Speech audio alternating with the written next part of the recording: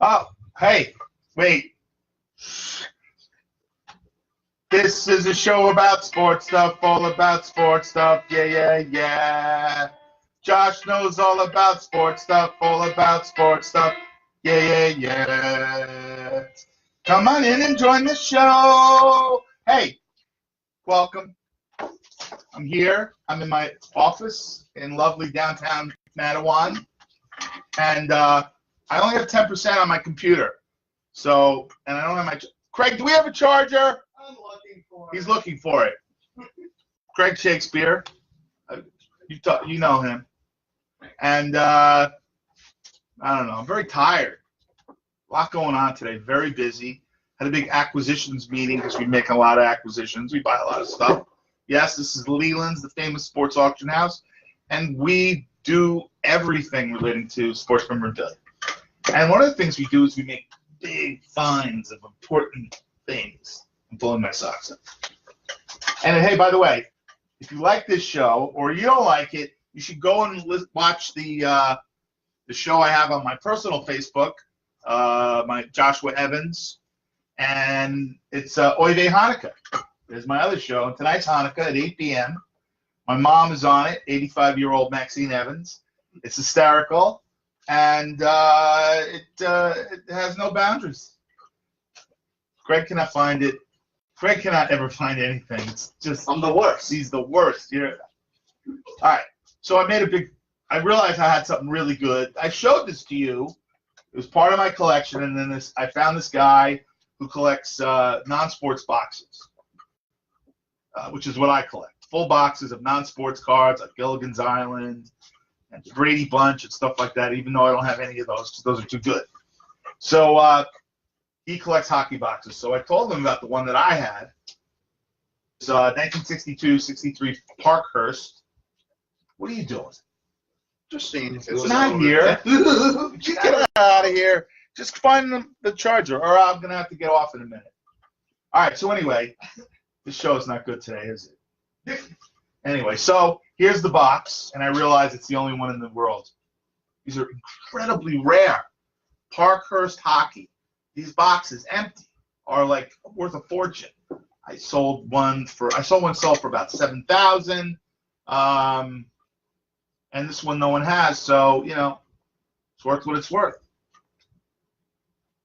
What does that mean? Now see how this is very unusual. You see, this is a separate piece here on top. This, see, you can see it. It's like, no, you can't. There, you see it's separate. It's great. Like no other boxes have this. This is the best quality box I've ever seen. Oh, the Parkhurst, and they're incredibly rare. There's some crazy thing, like there's only 8 of these of any year, Parkhurst known to exist. Incredible, right? So that's pretty cool. And who's that? Who's that? Yeah, that's right. Gordie Howe. So it's like having Mickey Mantle on the cover. You want to see something cool? You know what that is? Yeah, it's a bullet. We all know it's a bullet. It's a silver bullet. Lone Ranger silver bullet. This was now this one I have more than one. Yeah, this is a promotional one that, what was his name? The guy who played the Lone Ranger for all those years. Not Jay Silverheels. Clayton Moore. Uncle Ed is here. Thanks, Uncle Ed. You said you're welcome. Uncle Ed is Ed, are you older than Eric? I might edge him out. You might imagine it means he's more than 71 and a half. And he's one of our copywriters. We like to have older people, mature people, because they're smarter than young people such as, we won't say, Craig, where's my charger? Someone stole it. Someone stole it, yes. Yeah. We got $1 billion worth of memorabilia here. They're going to steal a charger. Anyway, so that's a real thing. That's a real bullet. Well, it's not a real bullet, but it's a real promotional bullet. Look, from Clayton Moore, right? I believe so. That is right. No, that's right. That's right. Cool, huh? One other thing I want to show you, which is great. This is amazing. And I just figured this out today. Five. I only got 5% battery. You know what I'm gonna do? I'm just gonna go until this closes out. So I'll play the theme song early, and when this goes, that'll be it. It'll just end. Just the way everything should be, right? Anyway. Oh, they delivered something to me. Anyway, see, my beard is terrible. I'm just tired. Scott Welrick is here. Wyrick. I'm sorry. Scott loves the stuff. Loves the stuff. So I'm going to show you something very cool, Scott. Check this out. Let me take it out of the thing. I put it in a special Mylar so it wouldn't get damaged. So, but I could still, you can still kind of see it and handle it. This is, as it says here, this is the Star of the West Baseball Club. BBC stands for Baseball Club. 1866, 1867 at Notre Dame University. Right? It's a photograph of the Notre Dame baseball team from 1866, 67. Now remember, the cutoff for true everything is amazing is pre-1876, because in 1876 they started the league, National League. So if you've got, but even more so, 1860s is great because it's like crazy. There's different cutoffs. So this is like falls into that amazing category. This is an albumin print, which is made from like a special egg emulsion, and it has just a certain quality that's amazing. Look at these guys, very young. And this guy here, the head, where am I going? Up here? Yeah, that's like the coach. He was a brother, you know, a priest. And but there's something really special about this. I've looked up, you know, Notre Dame baseball this era, and I found that a very famous baseball player played for Notre Dame during that time. I believe, let's see, I believe that's him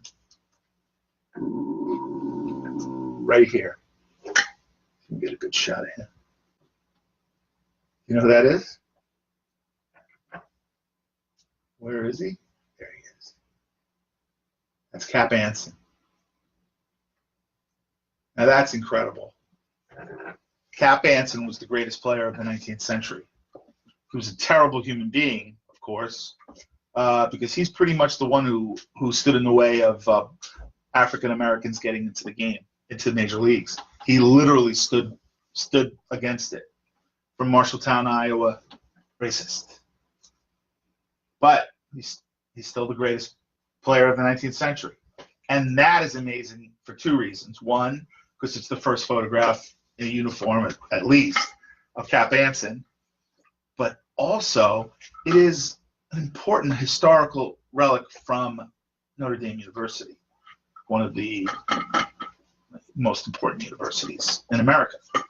So, to me, Notre Dame is a lot more interesting than Harvard or Yale, because back then they were nothing comparatively to what they are today. And you know, Harvard and Yale and, you know, Queens College, King's College, etc. They were Rutgers. They were early and well-established schools, whereas Notre Dame was just kind of, you know, making its way. And there were some other very interesting things in this collection, and I'll show them as the weeks go by. And we're down to 4%.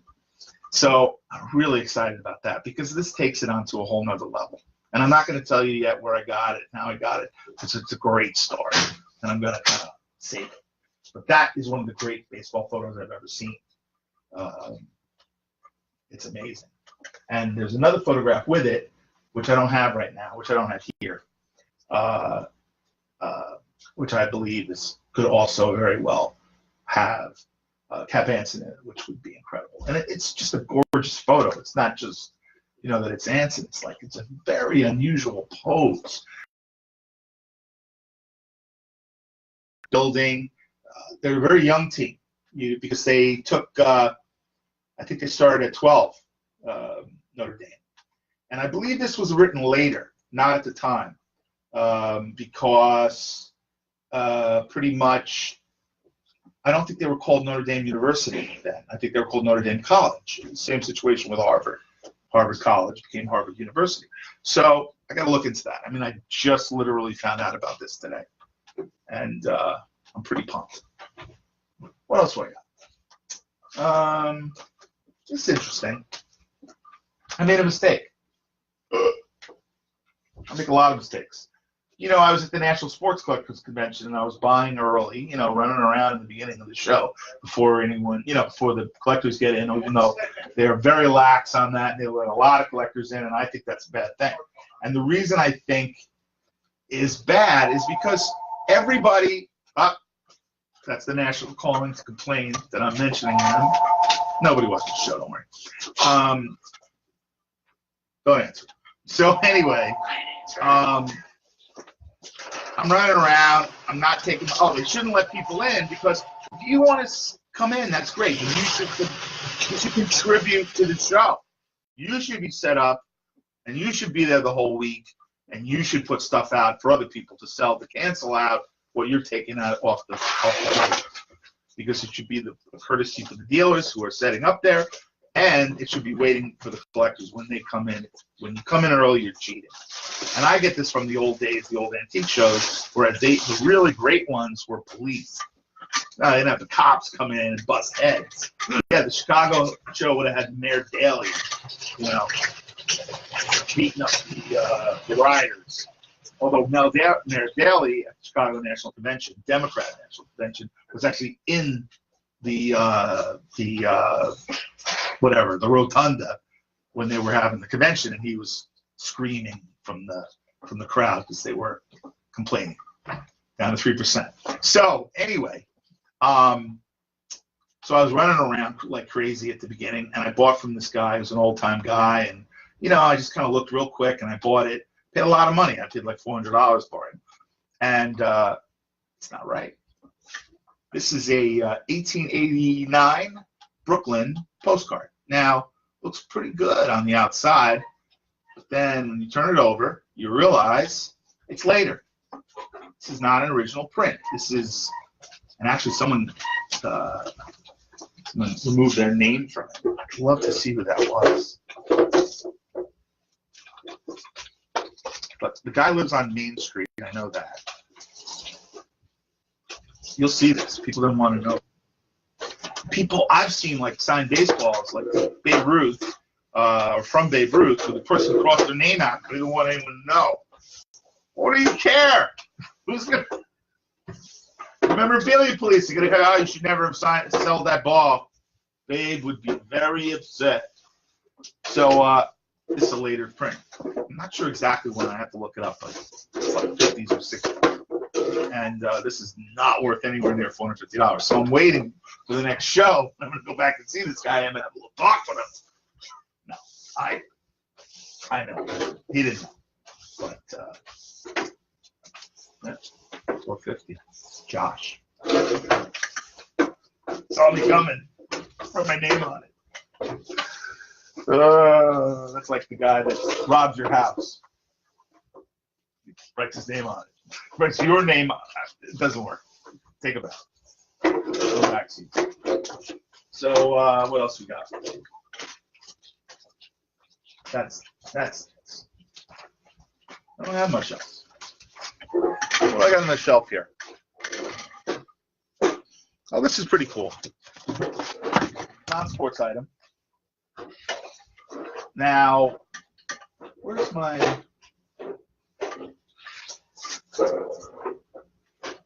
No, don't have it here. All right, I like this.